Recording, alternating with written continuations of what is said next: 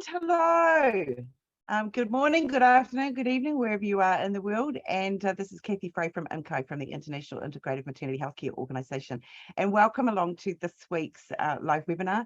And a very special crew with us today. And that is the Breech Without Borders crew. Please say hello, people. You'll have to speak, so then your screen will show. Hello, everybody. Thank you for coming. Hello. Very pleased to have you all here today. And so I just to give a little bit of an overview for those of you that are watching live here today, you will have probably read the poster and understand the bio of these lovely people who are with us today. But just to sort of go over that for those who may be watching this a little bit down the track, we have got a really interesting perspective here on breech with some fascinating experiences that will be coming through, and that's perspectives from a midwife and obstetrician researcher. So yeah, meet that Breech Without Borders team. We have midwife Kristine and obstetrician David and researcher Rixa, and together this team travels the world teaching vaginal breech skills with a real emphasis on that physiological breech. And in this webinar today, we will be discussing, or they'll be discussing, why breech skills are so important for every birth practitioner, and how physiological breech birth works, exploring lessons learned from attending and from debriefing breech births. So firstly, Kristine, Kristine has attended 518 breech births. You would have to make you one of the most experienced breech birth recipient birth practitioners on the planet. That is for sure. With 341 sets of twins and 7 sets of triplets. So it's pretty mind-blowing. Kristine has worked with rural Amish populations and in busy hospitals and in resource poor countries. So, such a broad spectrum of experience, and in remote clinics and refugee camps. And Kristine serves as the Global Midwifery Director at Breech Without Borders. And we have today with us David Hayes, and David is an OB-GYN with an academic background and a passion for science and its proper application to clinical medicine. He has worked for Médecins and Frontières and trained in critical care obstetrics. So physiological breech birth and supporting the training of breech birth attendants are a strong particular interest of his. And then finally, Rixa Freeze, and Rixa has a PhD from Iowa University and is a researcher, professor, and mother of 4 young children. Her current research specialization is vaginal breech birth, and she is the founder of Breech Without Borders, which is this non-profit dedicated to breech training, education, and advocacy. She blogs at Stand and Deliver. So a big long explanation there because we've got 3 of you to introduce. So I'm gonna hand this over to the team now, and they're going to be having a little bit of a casual chat. Now, the final thing I'll add in there is that for those of you watching today, you'll probably be already familiar, but down the bottom of your screen will be a Q&A button. So if you have any questions for the team here today, please type them in there, and we will absolutely, I'll be keeping an eye on that, and we'll be absolutely making sure that we get those ticked off today. So welcome everybody. Oh, thank you so much. It's such a pleasure to be here and to find a time that we could all make it. So I know one of the first questions that we wanted to talk about was, why is breech training so important? And I'll give you maybe a few thoughts, then turn it over to Kristine and David to answer from their perspectives. And some of the things that I was reviewing as I was thinking about this presentation were, there's the issue of safety, and it might sound counterintuitive to say that safety is a reason to teach vaginal breech birth, because a lot of people are under the misconception that vaginal breech birth is excessively dangerous. And we don't have time to go into the research a lot in depth, but as a really, really quick overview, there's 5 main areas of safety. We have short-term neonatal outcomes. We have long-term childhood outcomes. Then we have short and long-term maternal outcomes. And then we have outcomes for the mother's next pregnancies, next babies. And what we can say from a very brief overview of the research literature in the last 2 decades is that in only one of those 5 safety categories does cesarean section come out slightly ahead, and that's in terms of short-term neonatal outcomes, morbidity and mortality. And that's much, much smaller than previously thought. The best estimate for how dangerous is vaginal breech birth in a contemporary setting is that it leads to a risk of perinatal mortality around 1 in every 500 births, compared to 1 in every 1,000 births for a head-down cephalic vaginal birth. And planned cesarean section is about 1 in every 2,000, because it reduces, the risk of late-term stillbirth and of events during labor. But in the other 4 categories that I mentioned, they are either not favorable for cesarean, in other words, neutral, for example, long-term childhood outcomes, or massively safer for the mother in terms of all the last 3 outcomes, short and long-term maternal outcomes, and also much safer for the next baby that's going to be born. So that's a really, really fast overview of why it's important from a safety standpoint. And a few other main points I wanted to make before I let Kristine and David share their thoughts are, it's also very important to train every maternity care provider because of those undiagnosed precipitous breaches that will invariably come into your house, your maternity ward, your practice. And if you don't know what to do and you're panicking, that is leading to the worst case scenario where you're probably going to have a much more dangerous situation, and you might actually have a very bad outcome because of the lack of knowledge of what to do in that situation. And also in terms of maternal autonomy, if we actually believe in upholding the law in most countries around the world, we have to offer vaginal breech birth. If we don't offer it, that is by default forcing women into an unconsented surgery. Because if you can't say no to the surgery, that is by definition not consensual. It cannot be consensual if she cannot say no. And in most places, including many places in New Zealand and Australia, as we've been hearing from surveys of both healthcare providers and parents, there is no option for vaginal breech birth. Absolutely not. And same with the US, where we teach a lot. Same in many countries around the world. So it's a matter of both law and medical ethics to give this as an option to anybody who has a baby. And if we don't, we're really breaching medical ethics, and we're committing crimes that, in theory, if not in practice, could be litigated against the provider for not allowing women to say no to a surgery. So those are some of my thoughts about why this is an important skill and why I'm so passionate about it. Not to mention the effect it has on women to be forced into a surgery when they don't want it or need it. And I can't overstate how devastating that can be, and how it can affect her for the rest of her life, creating lifelong trauma and, body dysmorphia, difficulties having relationships with her children, distrust of a medical system, all these things that are not really good in the long term as well. So that's my 3-minute version of why it's important. And Kristine and David, let's hear from you now.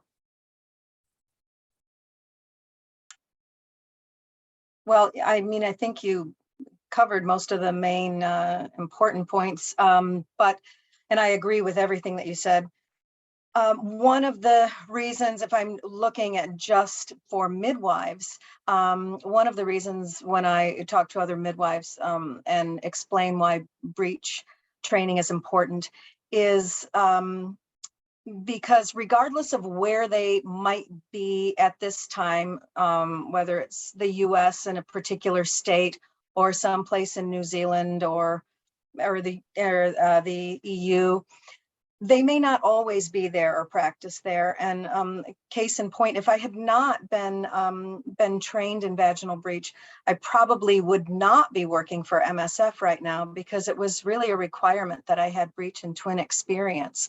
And I'm fortunate enough to have come up during a time when, over 30 years ago, when I was taught breech by the midwife that was precepting me. So because of that, I had that skill that is not taught across the board now for neither CNMs or out of hospital midwives, CMs, LMs, CPMs, and it's really a skill that we need to have. And again, because as Rixa said, for the undiagnosed breaches that come along, it's really it should be part of our skill set. So that's my take on it from just a midwifery perspective. Dave. Well, I think that Kristine and Rixa have covered pretty much all the bases. I will just add that we're not only teaching breech birth or vaginal breech birth, we are teaching physiologic breech birth. And I think that is important in its own right, because in the obstetric model, certainly, and even sometimes in the midwifery, under midwifery care, a lot of the care is not physiologic. It is not, it is not supporting the native processes of birth as they unfold. And that's the way we are teaching breech birth, hoping to infiltrate the hospitals, which we're doing with some measure of success, actually, and hoping to infiltrate the whole the whole birth curriculum, not just with physiologic breech birth, but with physiologic birth. So I really appreciate what you're saying there, particularly that, you know, it's not about teaching breech birth, it's about teaching physiological birth. This is just a version of physiological birth, right? Yeah. Yep. And so such interesting comments, and the you know, the sort of statistics, Rixa, that you're saying around that, it's so fascinating, but also not that surprising, eh? Yeah.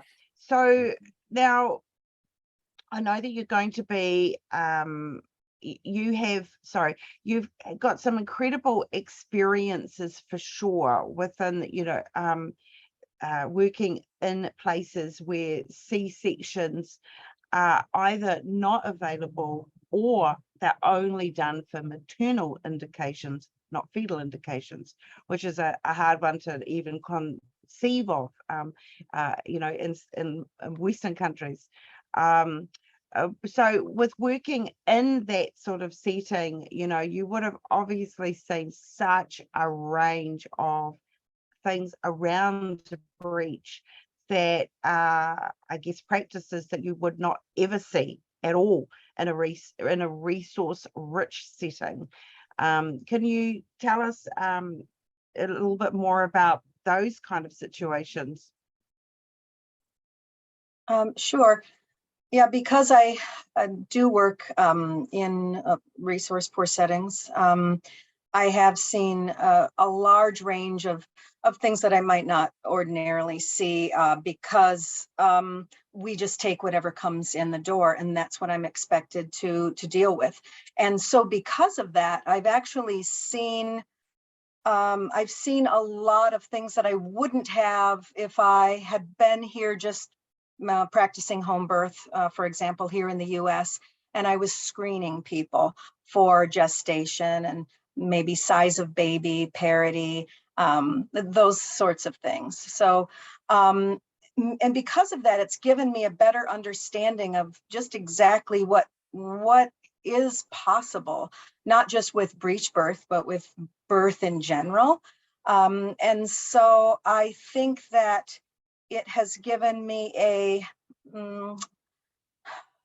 both a reverence for the whole process, but also a greater understanding that we're able to actually do more than we would normally think that we could, even more than I was originally taught. And so it makes me be able to push the boundaries more and be able to teach then from that perspective. And I'm not saying people should take undue risks in some of the more extreme things, but I'm not nearly as concerned about some of the things that I was originally taught that, oh, you have to watch out for this or that, you can't push certain boundaries. And I found that that is actually not true. Do you want to give us some examples? Well, I think one of the better examples is, I would say, size of baby, be it large or small. If we're dealing with a baby that's growth restricted and it's asymmetric, that's a different matter. But there are oftentimes size restrictions on one end or another. And I've seen 10-pound plus babies be born vaginally to primates.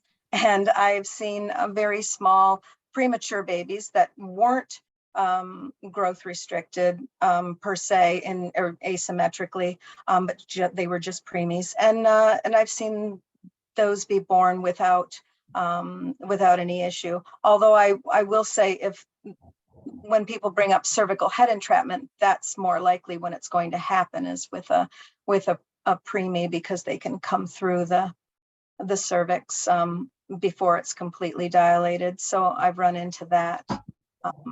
But I think there are ways around that also. Yeah, Another that's actually a example. question. Oh, sorry. Oh, yeah, no, sorry. you go, Rixa.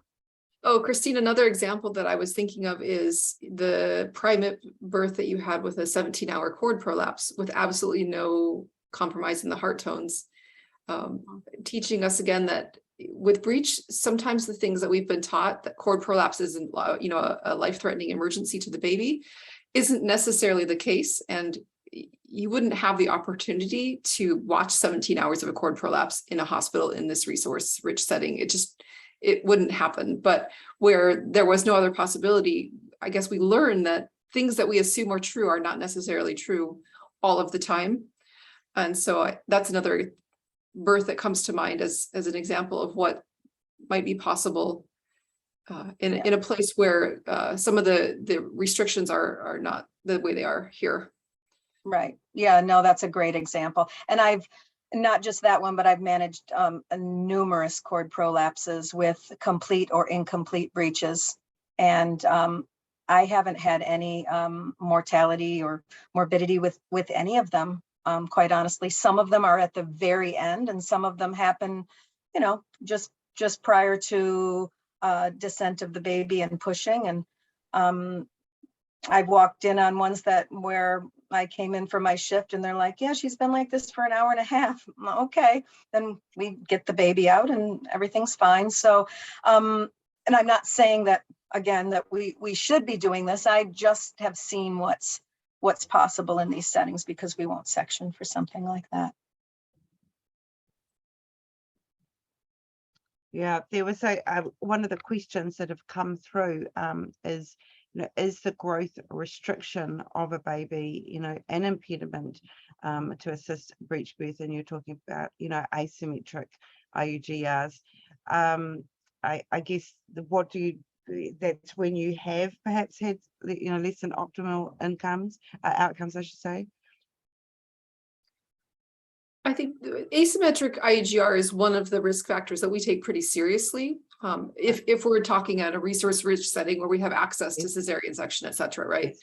Because a lot of it's because of the disproportion in abdomen and head size. And exactly for that reason, there is a higher risk of cervical head entrapment in that case, because the body can descend long before the head would be ready to come through the cervix. So that's definitely one of the risk factors that we counsel that would definitely lead us to to take a cesarean section more seriously in the setting in which we're probably familiar with. Mm-hmm. Anything you would want to add to that, David? Well, yeah, I mean, I have had cervical head entrapments in preterm babies in those same settings, and the same conditions applied. We didn't do C-sections we didn't do C-sections for fetal indications at all. And we wouldn't have done a C-section for a 27-week baby anyway, because we wouldn't have been able to keep it alive. So that is a situation where I had to make the decision to sacrifice the baby, and which is not very much fun. And that is a situation in, in a resource rich setting that has the availability that you would want to do, opt for a C-section. So it's not impossible. It can definitely happen. Yeah, certainly seeing things that are just inconceivable for, what a lot of our westernized midwives would be around, especially making those incredibly tough decisions. Goodness. Why do you think that there is now such an increasing interest in breech birth training? I know that from my personal experience as a New Zealand-based midwife, we do breech training every year as part of a compulsory annual sort of emergency day. So there is that information, but there is certainly not a situation where women with a known breech are, easily given an opportunity to have that birth vaginally.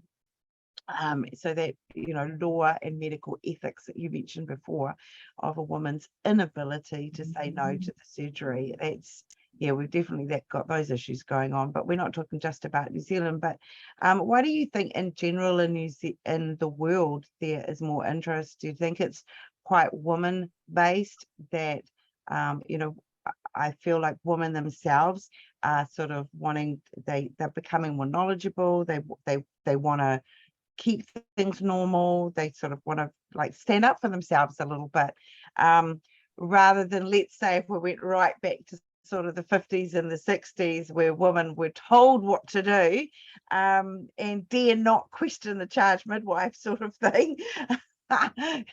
Because she was the Nazi in charge of that ward. Kind of feeling that's certainly the sorts of tales that my mother would tell me. So why do you think we're seeing this evolution? At first, I have to point out, in the 60s, as horrible as they might have been, we still were operating with a C-section rate of 5%. True. Yes. Very true. Yeah, we need to keep all of that in context. As it became easier and safer to do surgeries, that became the treatment of choice. And I think, from my perspective, the answer to that question is that people are interested in getting breech training because breech training is finally available. And it wasn't. Yes, there are, Right. breech as an emergency skill is very different from learning breech, practicing it on simulators, and going out and attending vaginal breech births. So it's there's almost so that much chicken demand. and egg that, they couldn't learn about it because there was no way to learn about it. Yeah. Exactly. Yeah. So, and now I there think- is. There's I think- also. Oh, Go sorry. ahead. Oh, sorry. sorry. If you finish up, David, then I'll go. I was just going to say, there's also the silver lining that traditional breech birth has been a very intervened upon and medicalized process. And the silver lining behind the cloud that is the terminal breech trial is that we now have the opportunity to reintroduce vaginal breech birth as a physiologic process, and to be done in a supportive and safe manner. Yeah, and I think we can't discount the role of the internet in forging connections that were not possible more than maybe 2 decades ago. Yep. And also the importance of the international collaboration that has created the physiological breech birth community and the knowledge that's come for that. Really, it started in the early 2000s with a lot of these international conferences where midwives from the home birth worlds and obstetricians from hospital worlds were sharing knowledge and learning and kind of developing a knowledge set about what physiological breech is, and kind of not codifying it in a sense of being really strict and rigid, but codifying like what are the normal steps of physiological breech? What are the normal mechanisms? What are, some things we can look for as predictable patterns? This came because we had this really unique circumstance where we had these different worlds coming together that usually collide and won't stick together like opposite ends of a magnet. All of a sudden they were attracted to each other and mingled their knowledge. And I think because of that kind of unique situation, we've had this international collaboration that in many other areas of the birth world still hasn't happened. But for some reason with physiological breech birth, it has been. And I think that's what's very exciting. There's this collegiality and this melding of the worlds between the hospital and the home world that is a really amazing example, and that hopefully can provoke change in other areas of the birth world, not just in breech birth. And going back to my first comment about the role of the internet and a lot of the advocacy and awareness, I think that's so important. I think there's a huge groundswell of women who are mobilizing as they have been mobilizing with movements such as the Me Too movement, and really expressing breech, not being able to say no to a breech birth is in really at its core, it's a fundamental assault on the woman's sexual being, on her body, her autonomy, and it's an assault on her, her sexual, reproductive and sexual organs. And as such, it's really it's an extension of the sexual assault and the sexual violence that our societies still have such an endemic problem with. And I think we're finally articulating that in a way that we're connecting with other people and maybe not feeling so isolated.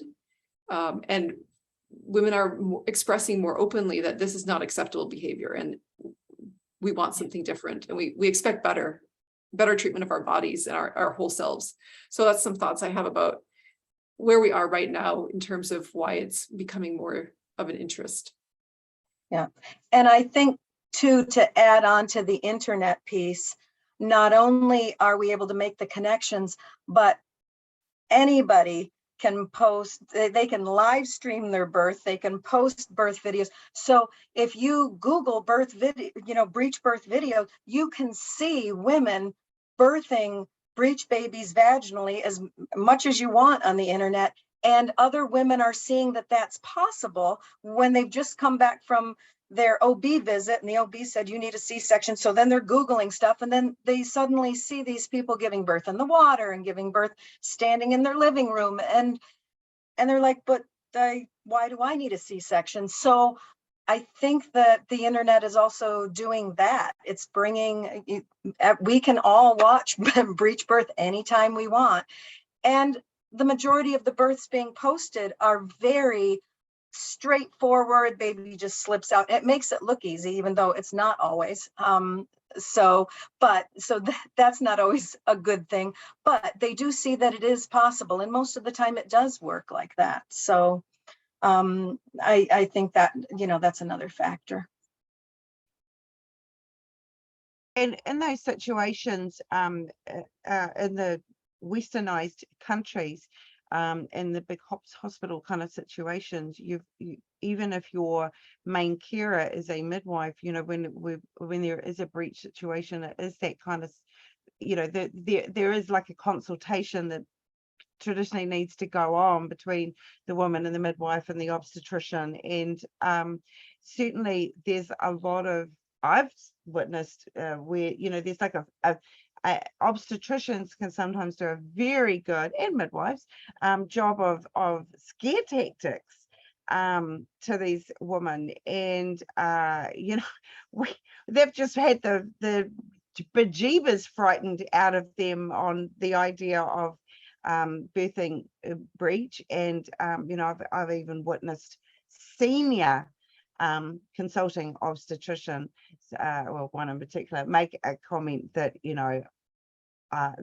that he has no skills in delivering the baby breech. So looking at the woman saying, I don't have any skills on this, so if you want a safe arrival for your baby, I need to C-section you.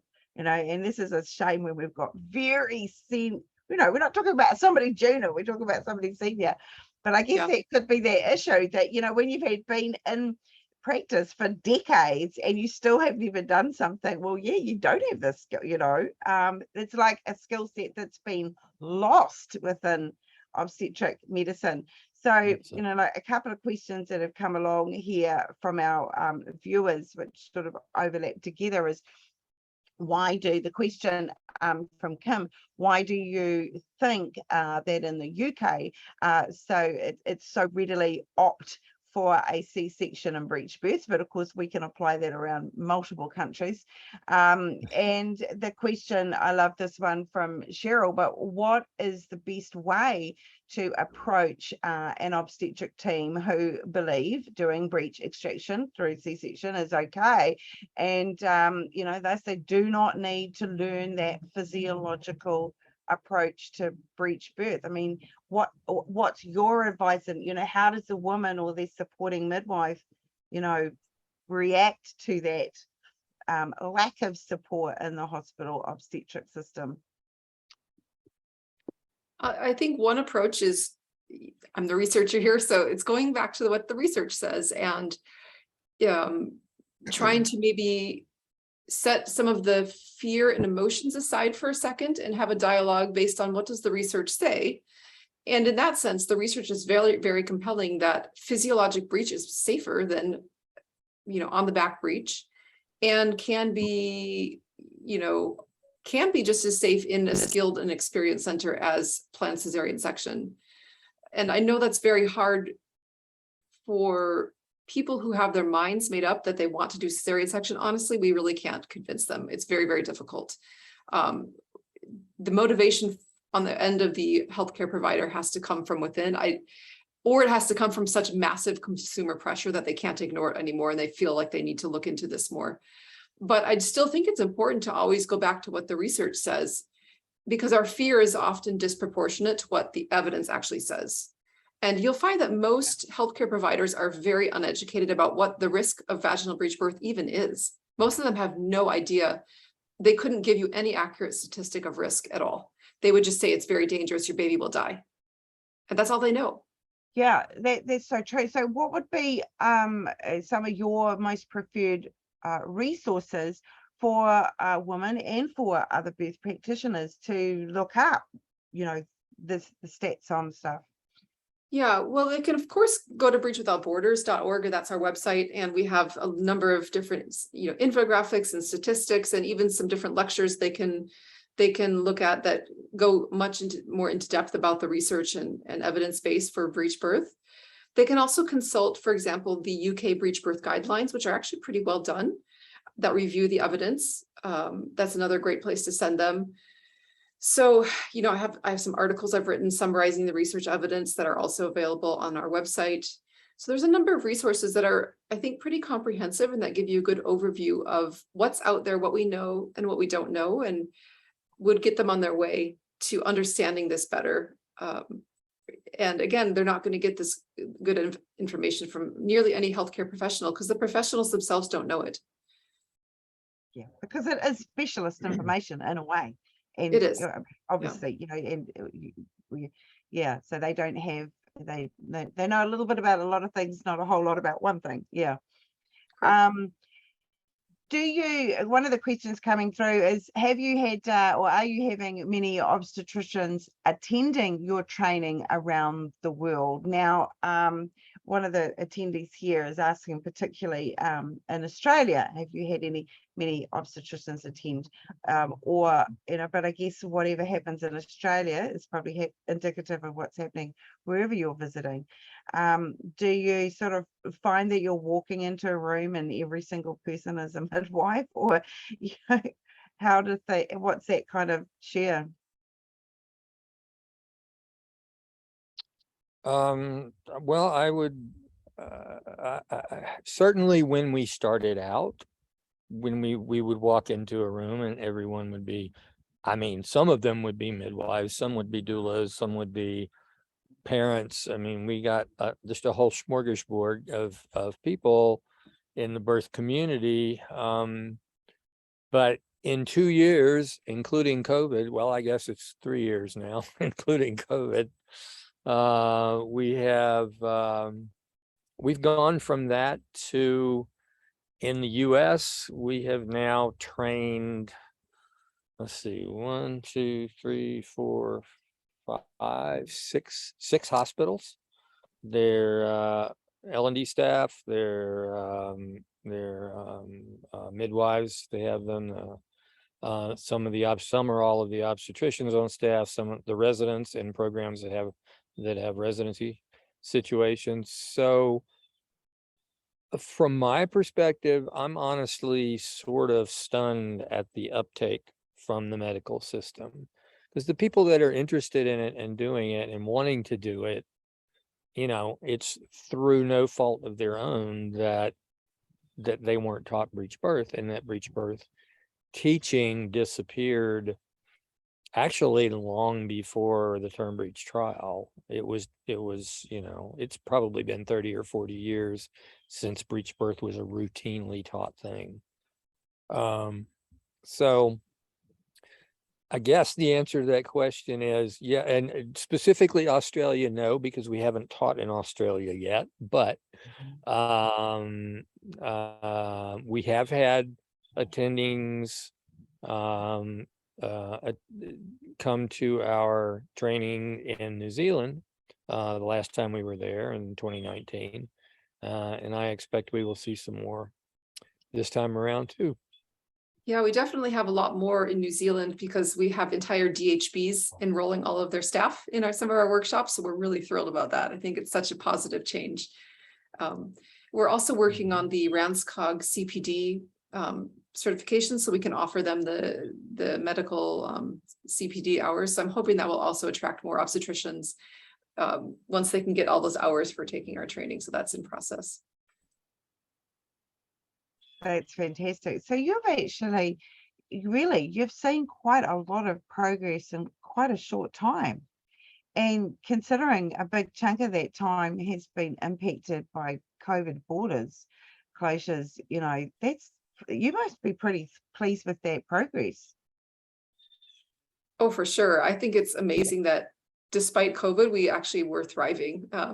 And that's in large part thanks to the willingness of everybody here at BWB to adapt pretty quickly. And within a few months of the lockdown starting, we were starting to film everything and make online training courses and develop ways of training in really small groups with full masking and everything for a while, so we could keep teaching. So really fortunately, I think the changes that we made it as an organization happened quickly, and we were able to adapt and keep going at a pace that I was even very pleasantly surprised at. Yeah. People were on the internet more than ever. Yeah. Suddenly women who may have been told that they had a breech lie and normally would be at work, and now they could kind of sit and work from home and start to look some stuff up. Perhaps they had a bit more time. So, what about those situations where we do have it, Denny is asking this question where, the woman herself has got a really strong belief in her abilities to, be able to give birth, have a breech birth vaginally, but she has just, her support team, her midwife and OBGYN, they're the ones who, when the woman is confident, but the team is not confident, we've got those situations as well, and then, by default, she ends up opting for a C-section. I mean, what do you do when your whole team is not supporting the fact that you think you can do it? Do you have some commentary on that? Well, one thing is that as a healthcare provider, you have a professional obligation to refer to somebody who can do that if you don't feel you're skilled and experienced enough. And if you're not actively seeking out those who are willing and experienced, then you're not fulfilling your professional duties very well. And this is something that I actually found codified in New Zealand health regulations and informed consent law. I looked it up the other day, and it's very explicit. That's a professional ethical duty of the physician or the midwife. So hopefully in that situation, if the woman's highly motivated, the midwife or physician who isn't comfortable or experienced will then do their best to connect her to somebody who is. I know that's not always the case because there might not be anybody in her region. And it's really difficult because, yeah, if you don't know what you're doing, it is more dangerous. But at the same time, is that a reason to just continue on doing mandatory cesarean sections? At a certain point, there's an obligation on the healthcare provider's part to get educated no matter what your own personal beliefs and comfort levels are, that's not your job as a healthcare provider to impose your beliefs on somebody else. It's your job to actually offer the best possible care, taking into account your patient's values and wishes and concerns and supporting that. And you have to leave aside your own fears, because that's your professional duty, is to provide the best healthcare. And, you know, having a lacking skills is not good healthcare, you know, and it's really an obligation to seek those skills out, I believe. That's a nice reminder. That's actually our duty as maternity healthcare providers. That is part of our duty, is to seek out somebody who does know have those skill sets when you don't have those skill sets. And somebody else adds in the comment that it's often family that can be part of the problem. Yeah, right. Where the woman the woman may believe in herself, and she may even have some, some professional support, but then the family gets in, their fear gets in. Any thoughts on ways that the woman can, and I guess it comes back down to those resources of knowing the statistics and presenting the information. Because it's only fear-based at the end of the day, isn't it? Yeah. It is fear-based, but the flip side of that is, if you are a birth attendant who does not have breech skills and does not have breech experience, or if you are a woman carrying a breech baby and going to those people, you have to understand that doing the wrong thing can be a lot more dangerous than doing nothing at all. So you don't necessarily, you don't want to, there's no excuse for people not getting the education because it's now available. But people also still have to practice within the scope of what they know and what they're comfortable doing. So you see a lot, especially in online forums, I see all the time, well, just, wait until you're, stay home and wait until you're pushing and dilated and go in, and they'll have to let you have the baby. And that is the worst possible advice you can give somebody, because they don't have to let you, they don't have to let you have that baby. And you put them and yourself in a really precarious position when you do that. So it's tough. I mean, what do? We have so many women every week who write in, I'm 38 weeks, I'm 39 weeks, my baby's breech. My doctor says absolutely not. There's nobody in my area. What do I do? And it's such a hard place to be in. And, we do our best to connect people, and we have a provider database, both public and private, but we can't always find a skilled provider in their area. And often we have to say, well, if you want a breech birth, there's a highly skilled provider 3 states away. You'll have to relocate, and some of them can't afford to travel, let alone hire an out-of-pocket midwife, because we don't have universal health care in the United States. It's a really, it's a terrible situation, and we deal with it all the time. So yeah, we could talk about the theory of, in theory, healthcare providers should be skilled, they should refer, but what do you do with a woman right now who's 39 weeks and desperate? It's such a tough spot. I mean, on our end, we do as much as we can.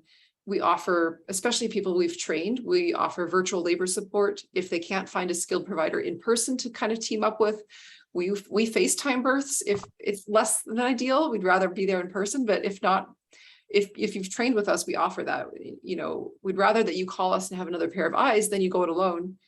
But it's not sustainable on a global level, but it's what we can offer, at least right now, to people who are familiar with our skill set and who have trained with us in the past. But it's tough, and we really need women speaking out on a massive global level and saying, this is not acceptable. We deserve better, and we won't put up with the treatment that we've been getting, which means unsafe treatment, and unethical and coerced treatment. But that takes time to change. And I don't really know what to say for the women who only have a week to find a provider and who desperately want a vaginal birth, and they know they can do it, but nobody will trust them, and nobody will have their back. It's such a tough place to be in. It's really a shame. Yeah. And thus the creation of your organization that you put together, and hats off to you, Rixa, for you created Birth Without Borders, and you've made such a huge impact globally. So Well done, you. Now, on that note, sort of what we've been talking about, and if we're specifically talking about Birth Without Borders, maybe you could talk to us a little bit more about how your debriefs and your evaluations, and even COVID, has helped in that evolution of the organization and the training, particularly, when those debriefs of exploring, the lessons learned from attending these births. You guys must have, I know that you've got your courses where you'll go into a lot more detail, but it would be wonderful to get a little bit of an overview of your thoughts on that.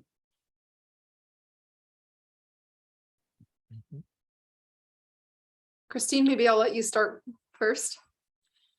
Okay, well, I think that with the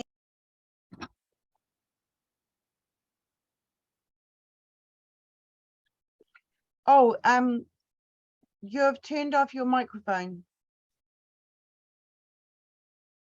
Yeah, you're showing up as muted on my end too. Oh, there you that's go. better. Can you Okay. hear me now? I'm Yep. sorry. Yep. So, now what were we talking about? Lessons learned from debriefs. Lessons learned. Lessons learned. So with the debriefs, so for me, I've been practicing for so long that it's hard for me to remember how I learned and what I didn't know. And so when I'm teaching somebody, now that I've been doing some debriefs, it's a lot easier for me to understand, because I see where the missing pieces are when we're either watching a video or listening to somebody explain what they did or didn't do. And then we'll say, well, why did you do that then? And what were you thinking? What was your thought process? And I see some very clear commonalities in a lot of the debriefs. Certain themes keep coming up, and I realize then where there are little holes maybe in what we're teaching, and where we need to kind of fill in gaps. And so that's really been very helpful for me to understand kind of what the students hear and what they're doing, and then what we're teaching. It's like, oh, we need to say this, and that, because we're assuming that they know that. I think just because we're coming from a place, because we know it, and we're assuming, oh, well, of course they know that. Oh, no, they didn't know that.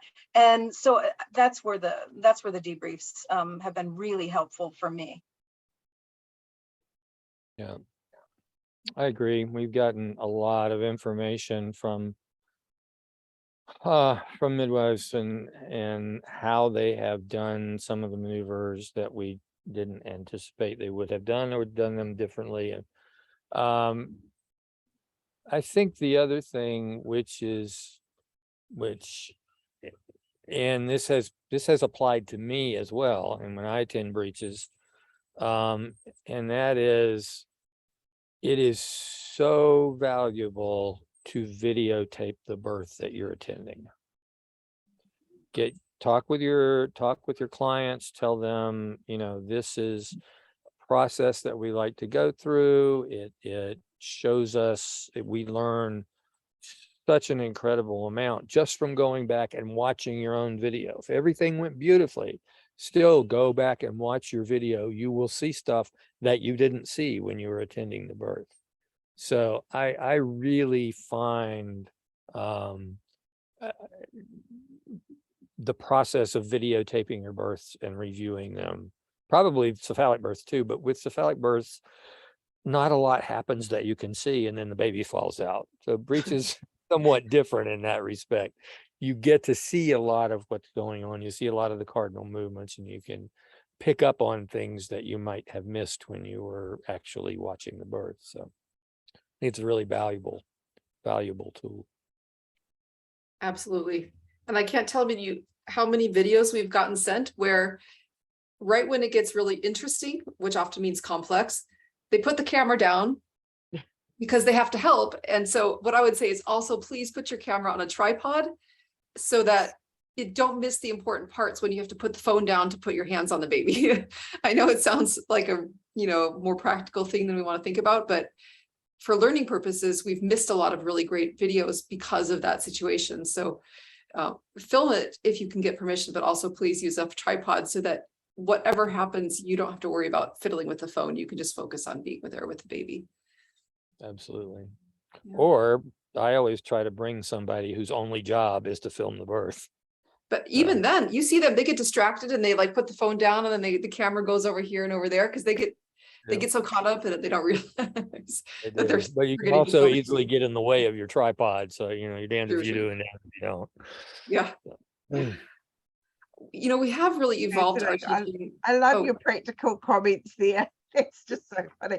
Do video it and put it on a tripod. It's like you've just seen that so many times. You have to giggle. We definitely have changed how we teach maneuvers. We used to teach more like an encyclopedia where we teach and practice almost every single possible one. And from the years of feedback, interacting and debriefs, we've realized it's much better to teach a smaller subset of skills that you can master and make sure they can do them really well and go out and perform them without flaw, rather than trying to teach everything all at once. And so that's one thing we've modified, and we're in the middle of refilming some of our online lectures that complement our in-person workshops. But if you're taking one of our hands-on training, you'll find that we've definitely reduced the ones that we practice in person, very deliberately so. And we've chosen certain ones that we find to be the most essential. So we've definitely modified and adapted with feedback from students to try to make it more effective. So when you go out in the real world, you're more prepared and ready to do this if it happens. Fantastic. We've had a comment come through from UK midwife Freya, who hi Freya. She's actually one of our team here at IMCO, and an amazing midwife. So I love her comment here. I've seen such a change in the last 20 years in the UK. Even 10 to 15 years ago, we were seeing breech births and a few breech extractions. I haven't heard of a breech birth here for years. It makes me so sad to hear situations in the hospital I work in, multips experiencing a cesarean when their cervix is 10 centimeters dilated for an undiagnosed breech. Women put so much trust in doctors, and the moment that they say that you need a cesarean, so your baby isn't in danger anymore, and of course the woman consent. Mm-hmm. Yeah, It's not a question, but it's a good place for you guys to comment on.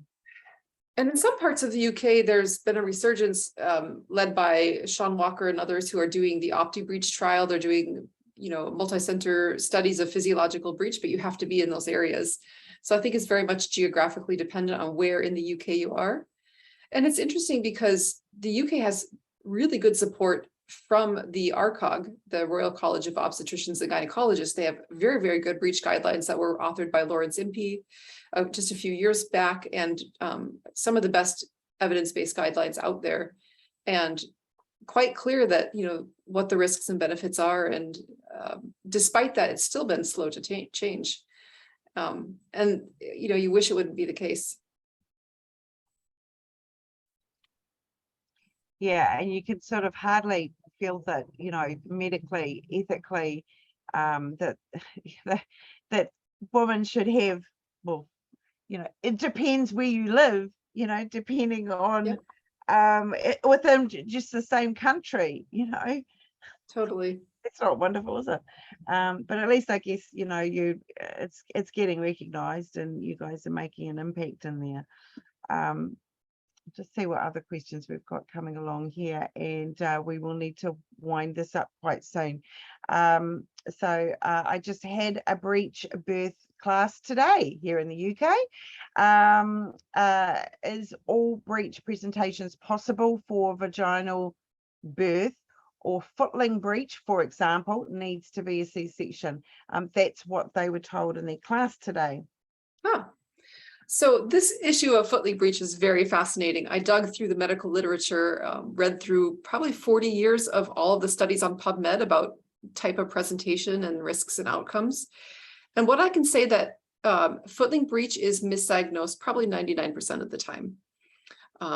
It's because some people have been taught that any time the foot is below the level of the buttocks, that's a foot-leak. So basically by the presenting part. But the real diagnosis of foot-leak is when you have a hip and a knee fully extended. So you have a baby that is literally standing up in utero. And if you think about it, a term baby can't do that. There is not space in utero for the baby to be standing, which means the hips are always going to be flexed in nearly every term baby. And maybe it's sitting on its feet, you know, but it's all scrunched up and flexed. And that's not a foot-leak breech. So that's my first point. Almost every time that you see feet coming first, it's not a foot-leak. The correct term is a dropped foot breech, which is usually complete or incomplete to begin with. It has its hips flexed and its knees flexed. And then as the cervix opens, it makes sense. The cervix opens enough that the leg can just drop down. And so you'll often see feet and legs coming first. That is, to repeat, that is not a foot-leak breech. We're really trying to change nomenclature and diagnosis. And second, the research indicates, and this is coming from really good research from France and Belgium, that fetal presentation is irrelevant to outcomes. And I can't emphasize enough, the best evidence we have for the last 2 decades, it doesn't matter if the baby's quote unquote foot-leak, whatever that means to you, standing, you know, complete, incomplete, frank, outcomes are equally good, just no matter what the presentation. And the French literature is very explicit saying, it's irrelevant. We don't even care about presentation because the outcomes are good. So there's a lot of misinformation still being taught, including the idea that foot-leaks are extremely dangerous and the idea that they're incompatible with vaginal breech birth. And even the idea that a foot-leak breech can exist at term is a misnomer. Wow. Okay. It's rough. That will ruffle some feathers. It will. And it needs to be clearly, you know, if that's something that's just been taught just last week, you know. Oh, okay. The breech tutors need to be tutored by yourselves. They should be. Now, another comment here in Australia. Oh, what I said. This lady, man, mentions that they've witnessed 3 undiagnosed breech births, all of which were on hands and knees, and were then told to get on their back and get their legs in the stirrups. Goodness, that's a pretty basic thing not to be doing with a breech birth. Now, Lawrence Impey, the author of the UK guidelines, is known for saying, what do you do if you have an undiagnosed breech come into the labor unit? He says, his quote from the 2017 conference that I was at is, go have a cup of tea and put her on hands and knees. You should let her be, tell her to choose whatever position works best, encourage her to be upright, and leave her alone. That's the best way it will happen. And the least likelihood that you'll need to actually do anything to help the baby out if she's on hands and knees. And the research is very clear on that. If she's on her back, it's almost guaranteed the baby is going to need assistance coming out. Whereas if she's on hands and knees, it's a very high likelihood that the baby won't need any help at all. So why not? It decreases the likelihood that you're going to have to do anything in the first place, which for me sounds like a great idea. Yeah, basic skill sets, unfortunately, not optimal. We'll need to wind things up. And I noticed, thanks, David, you just answered a question there about whether Breech Without Borders operate trainings in Ethiopia. Yeah, we do have audience all around the world. And another comment here, very excited for New Zealand to be having another ripple in the movement towards education about physiological breech with your upcoming workshops. And of course, you guys are not doing just New Zealand, you'll be all over the place. So, but that's just fantastic. And a comment here, final, we might wind up with from Karina is just want to thank you, all of you, for your work in making vaginal breech more visible and supporting that access. Couldn't have said it better myself. And and also Karina just wants to say hi to you, Rixa, who she met you last week in Poland. Oh, wonderful. Hello. And yeah, so some lovely thank yous coming in here. And yeah, so thank you so very much to the three of you for your time today, and even just us managing to coordinate the three of you all together on, you know, it's just fantastic. But that bigger things is actually what you're doing. You know, you are changing outcomes, and that's just so huge. And you know, I guess that your goal will be one day where this is not even a webinar conversation virtually, because it's so normalized, right? Of course that can be done. You know, it becomes into that comfort zone, and I think that we're a long way off that, but you guys are also at the same time clearly making some really rapid inroads. Yeah. Very exciting. I'll just hand back to the three of you for the last minute or so. Is there anything in conclusion that you would like to say? I just want to speak to the power of one person's ability to make massive change, and specifically the entire reason we're coming to New Zealand, the reason we came a few years back and the reason we're coming back now is due to one woman who had a forced cesarean section for her breech baby, and it lit a fire under her. And she contacted us a few years ago and said, let's bring you to New Zealand. And she organized everything. She made it happen. And this year she's gone even above and beyond. And I think we have, what, 25 workshop locations, maybe more in New Zealand, a lot of DHB and NSCOM involvement in various settings. And this is from one woman with a traumatic experience who decided that she didn't want this to happen again to somebody else. So thank you, Sarah. You know who you are. I'm sure you're probably watching this, but sometimes we feel like we're just one little person, and you know, especially we're just a regular person who what can we do about it? But it's thanks to people like that that got this entire thing going. So I just want to express my gratitude for the power of an individual to make massive change. That's so gorgeous. Yeah, and thank you to Sarah. I didn't know that background. I think a lot of people would be the same. And isn't that so often that case? And when we have various speakers that come onto these webinars, and so often, you know, that fire that's been lit, you know, underneath them, that passion has come out from an experience of being, you know, the victim of something, the survivor of something, and now the warrior of something. And, you know, that's become their passion. And thank goodness for Sarah. So I think you know, everybody will thank you, and I'm sure you've got similar situation stories in other countries that you go to. Kristine, you know, anything else that you would like to conclude with? Oh, I just want to thank you for, you know, just entertaining us here today and allowing us to talk about physiological breech birth. The more we talk about it, I think the more people are going to be educated on it and want to learn about it. So I think it's really important, and you're going to be part of helping us, you know, turn that tide and make it more mainstream someday. So thank you. Thank you. And David? Yeah, well, the only thing I would add to all of that is that I sort of see, I mean, physiologic vaginal breech birth is a very important thing, but you're only talking about roughly 4% of the population. In my plotting and in my dreams, what I see and my goal is to get physiologic breech birth into the hospitals and into the birth centers and into all of those situations, and so that the physiology can percolate through the rest of the birth world. So we will not just have physiologic breech birth, we'll have physiologic birth. Yes. Right. Oh, thank you so much, everybody.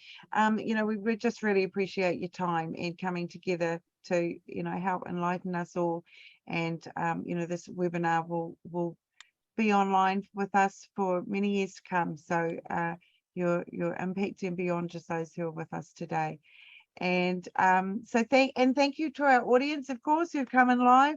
And of course, we know that there's a lot of you that will be watching this, have registered to watch it afterwards. And so thanks everybody. And I just want to wish you all a lovely rest of your week. And on a personal note, looking forward to seeing you guys when you're in New Zealand. And but want to wish everybody in the rest of the world a lovely rest of their week. Okay, thank you everybody. Thank you. Bye. Bye-bye. Thank you.